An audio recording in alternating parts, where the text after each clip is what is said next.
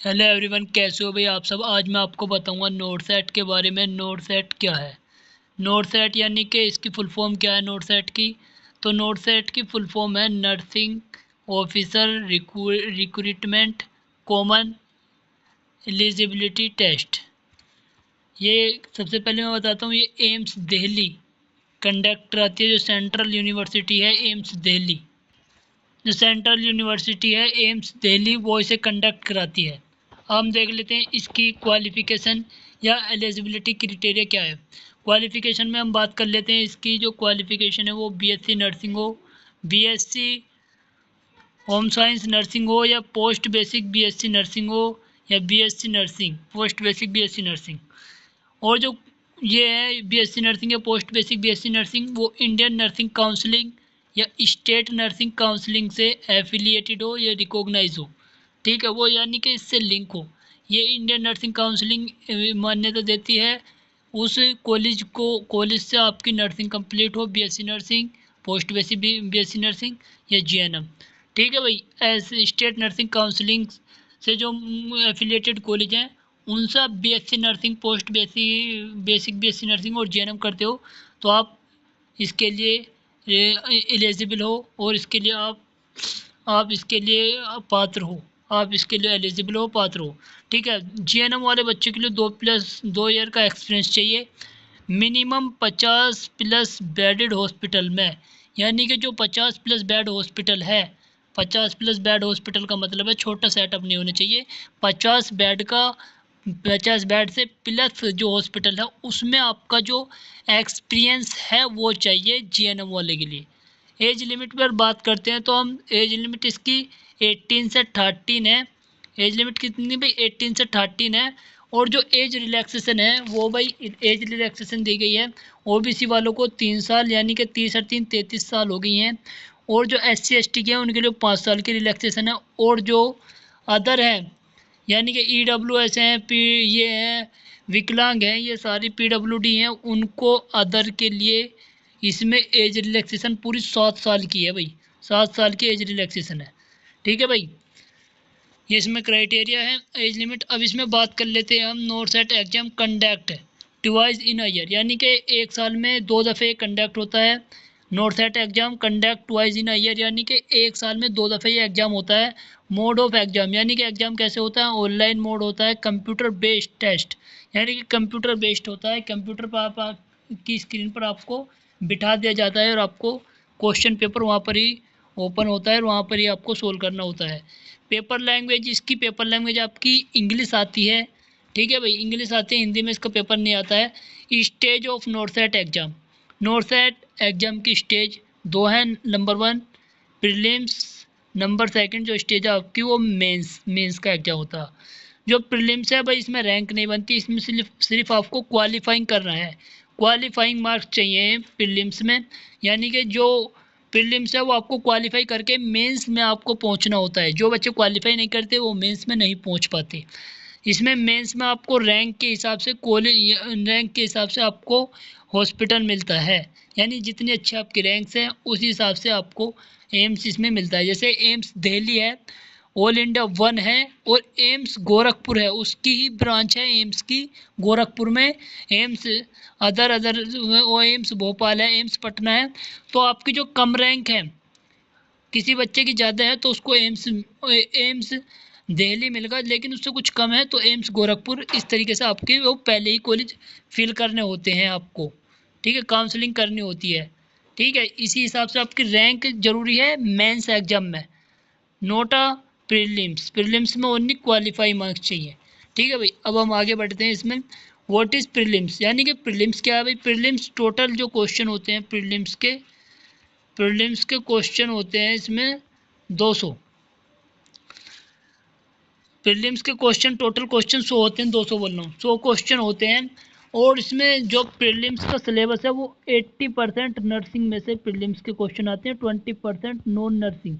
Non nursing का मतलब general aptitude और जनरल नॉलेज के क्वेश्चन आते हैं 20, और 80 क्वेश्चन नर्सिंग के आते हैं। जो नर्सिंग का आपका सिलेबस है बीएससी जीएनएम या पोस्ट बेसिक से रिलेटेड है, वो आपका नर्सिंग में से आता है 80 क्वेश्चन, 20 क्वेश्चन नॉन नर्सिंग।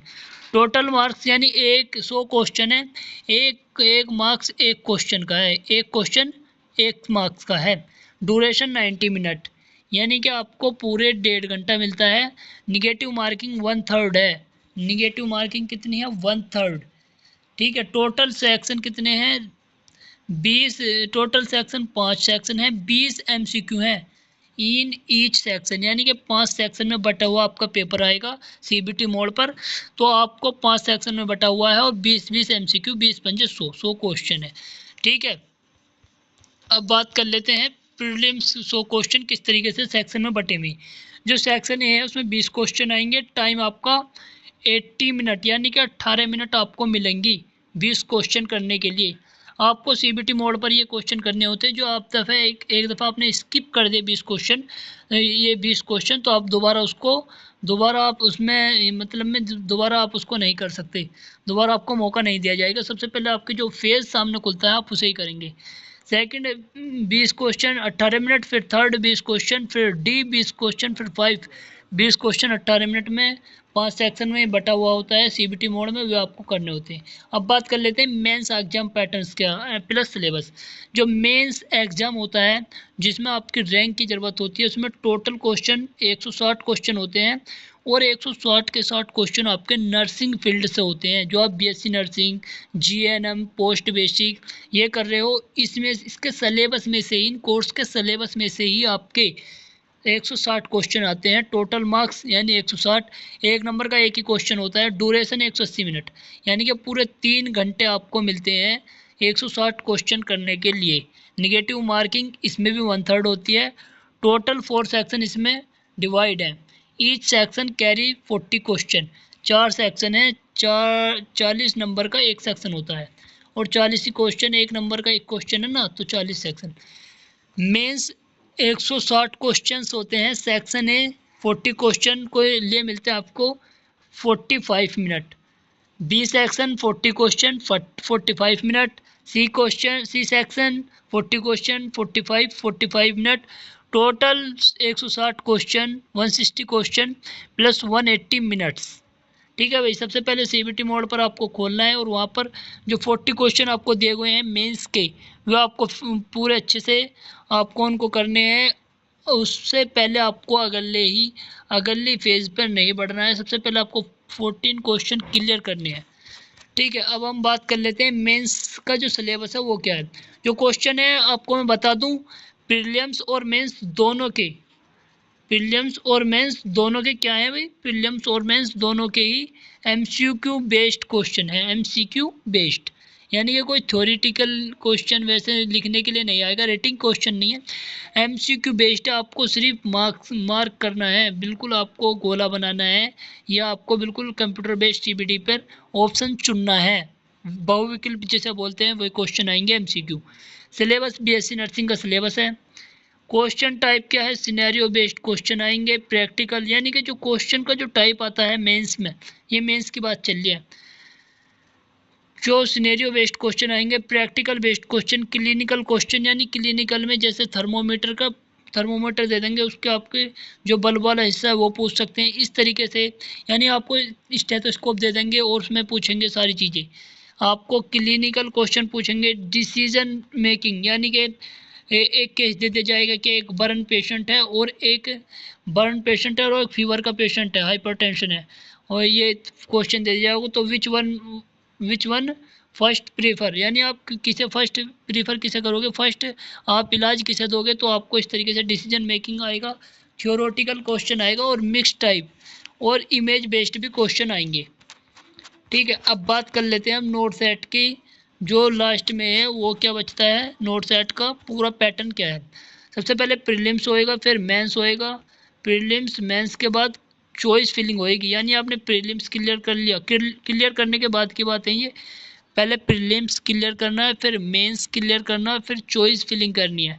यानी आपको चॉइस भरनी है, आपको कॉलेज अपनी रैंक के हिसाब से कॉलेज चूज़ करना है। जैसे AIIMS Gorakhpur, AIIMS Patna, AIIMS Raebareli, AIIMS Delhi, आपकी जितनी रैंक है उस हिसाब से आपको ये कॉलेज कह रहा हूँ, सॉरी हॉस्पिटल आपको चूज़ करने हैं। ऑनलाइन डॉक्यूमेंट अपलोड, उसके बाद आपके ऑनलाइन ही डॉक्यूमेंट अपलोड करने हैं आपको साइट पर। फिर फिर क्या है, डाटा वेरिफिकेशन, आपको डाटा वेरिफिकेशन करना है। फिर ज्वाइनिंग, फिर उसके बाद क्या है, आपको आपकी ज्वाइनिंग होएगी। यानी कि आपकी जो डॉक्यूमेंट वेरिफिकेशन, डाटा वेरिफिकेशन बोलते सॉरी, डॉक्यूमेंट वेरिफिकेशन आके बाद आपकी ज्वाइनिंग होएगी। सबसे पहले प्रीलिम्स क्लियर करना, फिर मेंस, फिर चॉइस फिलिंग करनी, फिर ऑनलाइन डॉक्यूमेंट्स अपलोड करने, फिर ऑनलाइन डॉक्यूमेंट्स अपलोड के बाद डॉक्यूमेंट्स वेरिफिकेशन होएगा। यानी आपने जैसे डॉक्यूमेंट्स अपलोड कर दिया, उसके बाद डॉक्यूमेंट का वेरिफिकेशन, यानी कोई गलत डॉक्यूमेंट्स तो आपने नहीं भर दिया, उसका वेरिफिकेशन होएगा। वो वेरिफिकेशन होने के बाद आपकी ज्वाइनिंग होएगी लास्ट आपकी। Thank you all of you. Video कैसी लगी है कमेंट करके ज़रूर बताएं। और नेक्स्ट टॉपिक, आपको किस टॉपिक पर वीडियो चाहिए, आप कमेंट करके बता सकते हैं। Thank you.